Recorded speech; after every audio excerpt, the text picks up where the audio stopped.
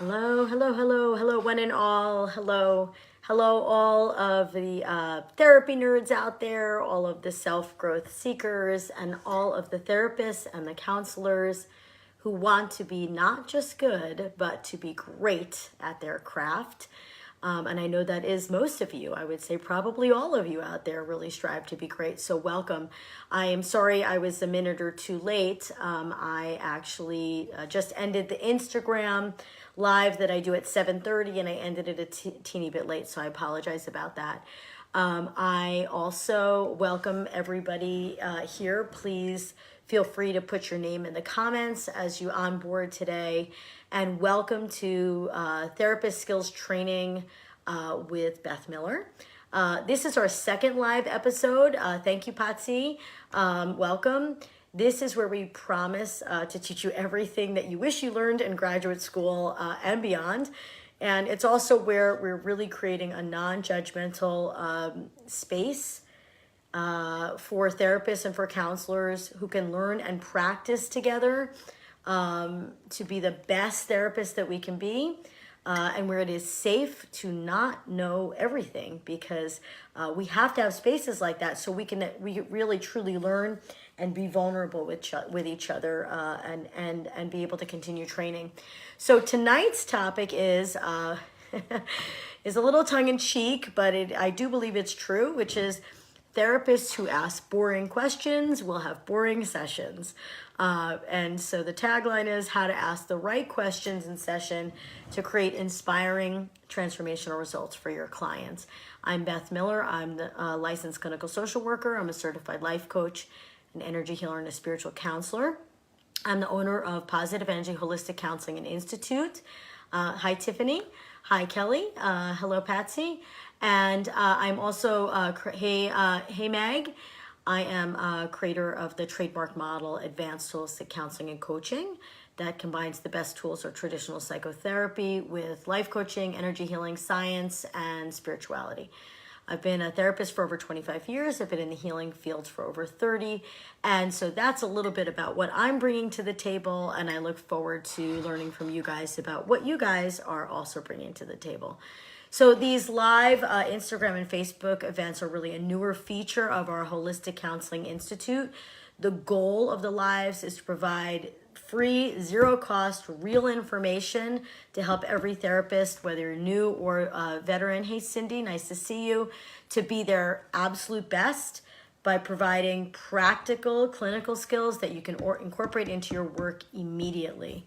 We're going to be live every Tuesday at 7:30 p.m. on Instagram, 8 o'clock on Facebook.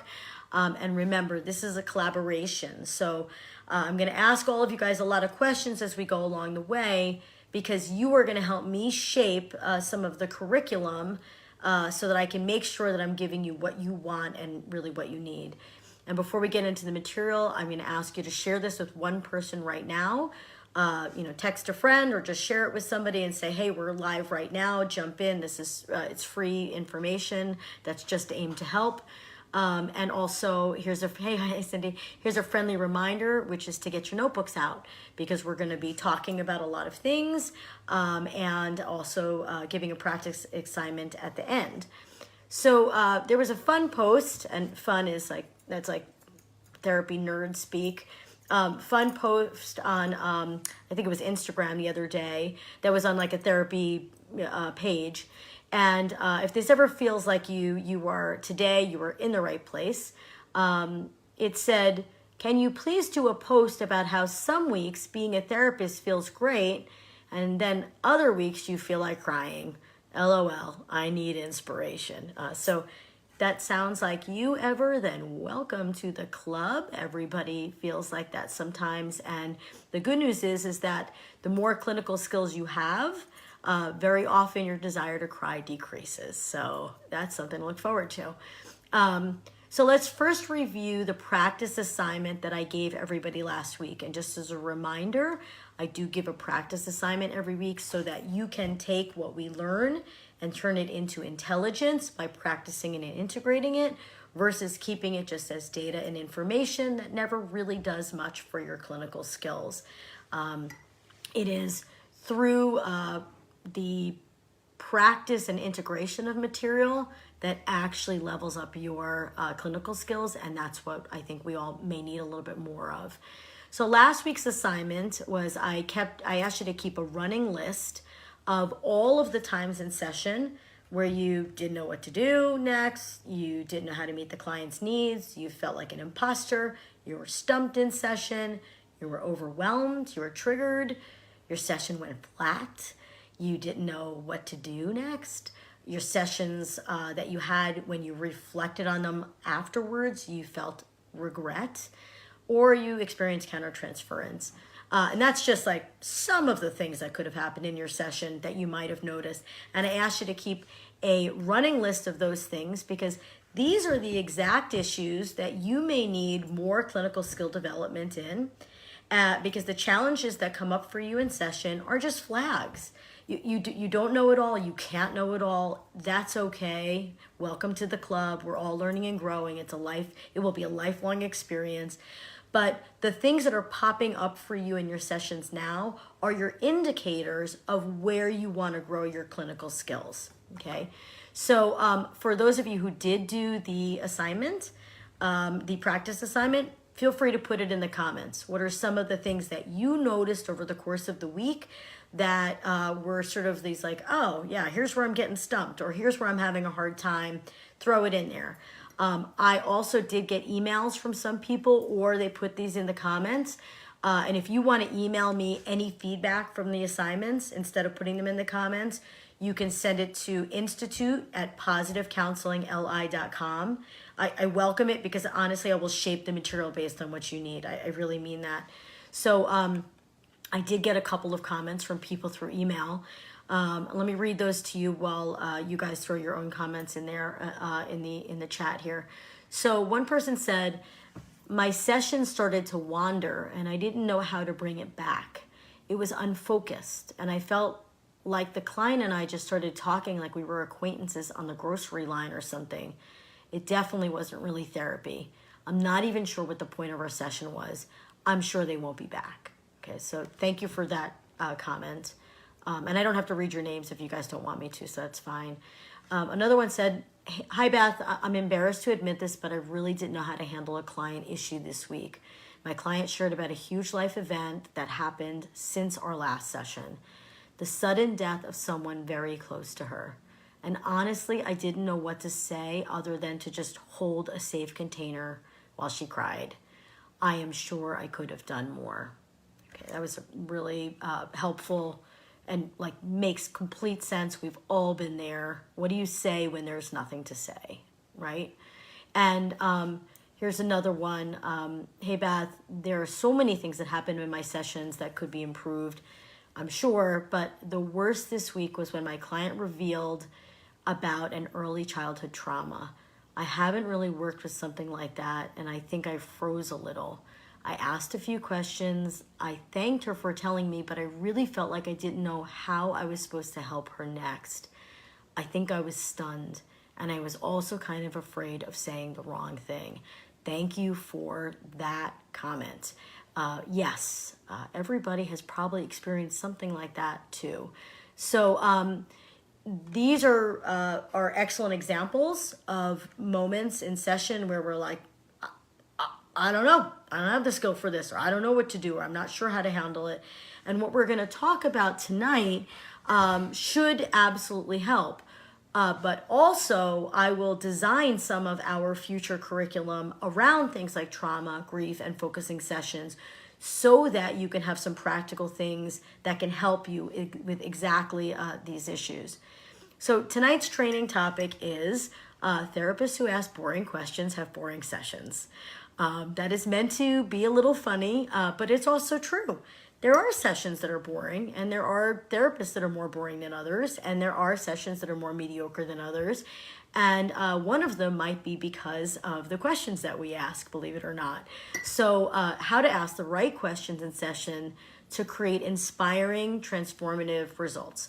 So I would say that the number one skill that I have seen greatly increase a therapist's clinical effectiveness is actually the questions that they ask.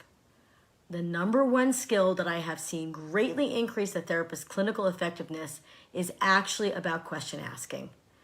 In all of the training I've done with therapists, whether it's in my group practice or whether it's in the advanced holistic counseling and coaching certification, I have seen that if you help therapists or counselors improve their question asking, that it immediately changes the therapist sessions with clients.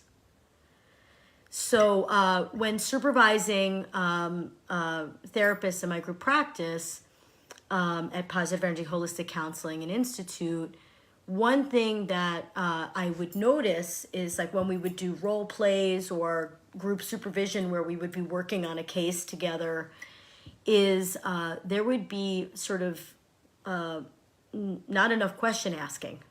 And I became really curious about that. What's happening there, that we're not asking some of these things. And I discovered by asking therapists, what's causing you not to ask this or not ask that? There were a bunch of reasons. One is that the therapist may have never considered asking other questions or more questions. Another was that therapists sometimes worry about being intrusive or asking maybe the wrong thing. Therapists feel uncomfortable about that topic or about how they would navigate sensitive questions. And therapists may not know the value of knowing more. Sometimes I've had therapists say, well, why would I ask those things? Like what's to be gained through that? And also therapists may not always know like what to do with the answers they get, right? So, and I would say the number one culprit of why therapists are not asking more questions or they're under asking is because they haven't been trained to do it. I'm sort of kind of amazed. You might be too. You might be thinking this also. There's two foundational things that we're doing all the time as therapists. And one of them is actively listening with full presence. And the other is asking questions. And I don't know that people get a lot of training about asking questions when you really reflect on some of the background of training that you've had so far, including in graduate school. So it may be worth spending some time on. In my 9-month certification in advanced holistic counseling and coaching, I also train people there in how to ask vibrant, dynamic, inspiring set of questions, which then therefore helps the sessions be vibrant, dynamic, and creates more breakthroughs. And then that also in turn is very encouraging to the client because they really feel like they're making progress. And if you're interested in that certification, you can either go to my website and follow the links for there, or you could send me an email at institute@positivecounselingli.com. The time to apply is right now. It actually starts in January, so that would be right now. Okay, so I would venture to say that a significant amount of the quality and content of your sessions is highly dependent upon what questions you ask, how you ask them, and why you're asking them. A significant amount of the quality and the content of your sessions is dependent on what questions you're asking, how you ask them, and why. And here's the reasons why I would say that. One is that the questions that you're asking are determining the actual direction of the session very often. Now, this doesn't mean that you're always determining the direction of the session. Obviously, your client is a significant co-creator in the session, and we'll talk about the co-creation of sessions at another time. Your client is the center of your sessions.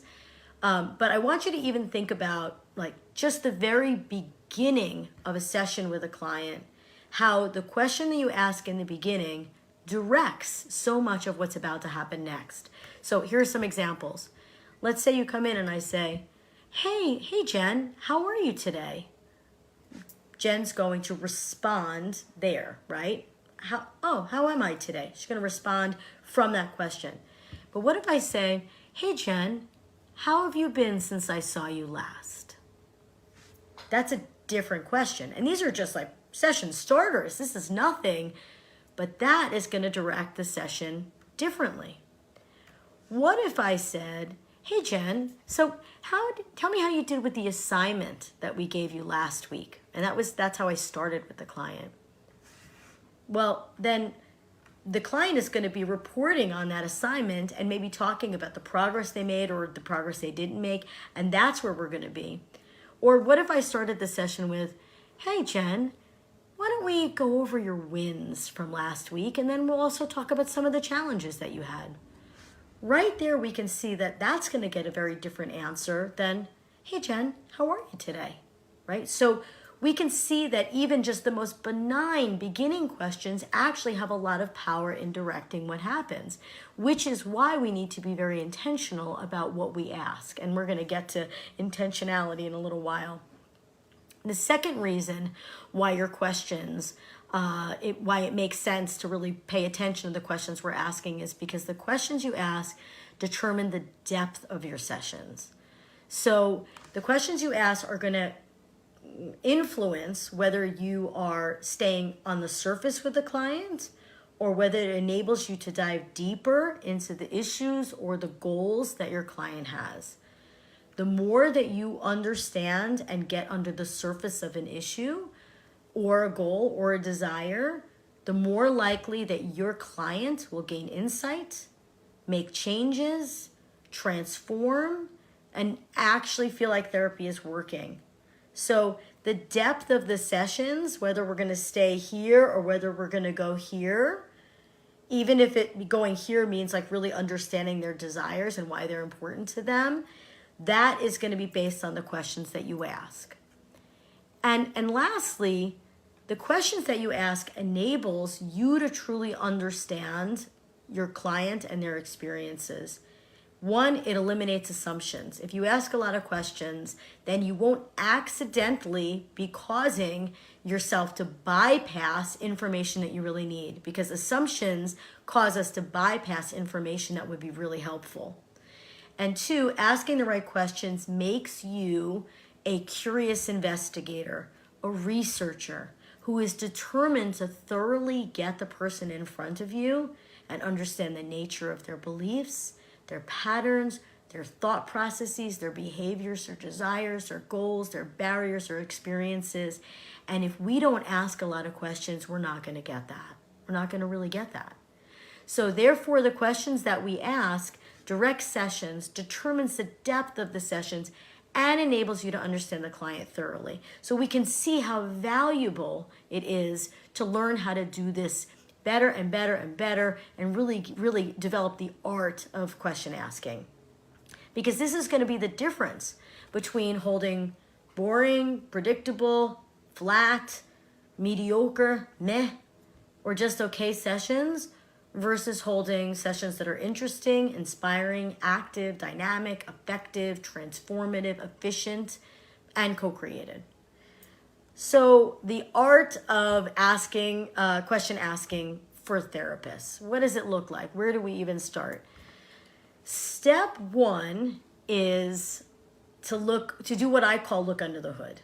Okay, this is my expression for it. You can use your own expression for it. You must look under the hood. And this is what I meant by when I would be training people in group supervision, and I would say, oh, well, what about this? And what about this? And I want to know this. I want to know that. And the therapist may have not felt permission to look under the hood, or maybe they never thought of looking under the hood. So I am opening up the space to say, if you don't look under the hood, let's do it. Let's look under the hood and figure out what that really means. So looking under the hood means being an insanely curious person who is laser focused on the person in front of you and wants to truly understand their experience, understand whatever it is that they're talking about. Tell the client that you want to ask more questions so that you can truly understand what they're saying. Sometimes I say to clients, and I'll talk to you about this when we talk about assumptions, I'll say, pretend I live like on another planet and that I don't understand anything about what you just said. Give me more information. Help me understand what that really means to you. And then they'll be like, okay. And now they're going to give me even more richness so that I can hear how they think, how they feel, what their beliefs are, what their patterns are. There's a lot of information in there. be guided by what I like to call natural curiosity. This is like, what do you want to know more about? What naturally pops up for you that you want, that you're curious about? Because that naturally could be what you ask next. Now, we want to measure natural curiosity with intentionality, and that's going to be one of the steps coming soon. So we'll see how those two work together, but we'll get there together. See the things that they present as puzzles, as mysteries, as things to discover. Get inside them more and understand them more by asking more questions, right? Not just assuming that you understand how that thing works for them. And slow down the process. So sometimes I'll say to clients, you told me that was an amazing story, so much information. Thank you for sharing that with me. Can we go back? I want to slow down this one part. I want to understand this part that happened more. Let's slow it down and kind of go step by step so I can really hear what happened right in that part, right? We slow it down. We get inside that a little bit more. And then another little fun little technique that you can use is to use what I call zooming in on the process, right? I tell clients, so let's just zoom in on that. So there's all this information. Let's zoom in on this one part. And I want to understand more about that. So let's zoom in on that part for a little bit. And clients are I think, intrigued also about understanding what we're slowing down or we're zooming in on.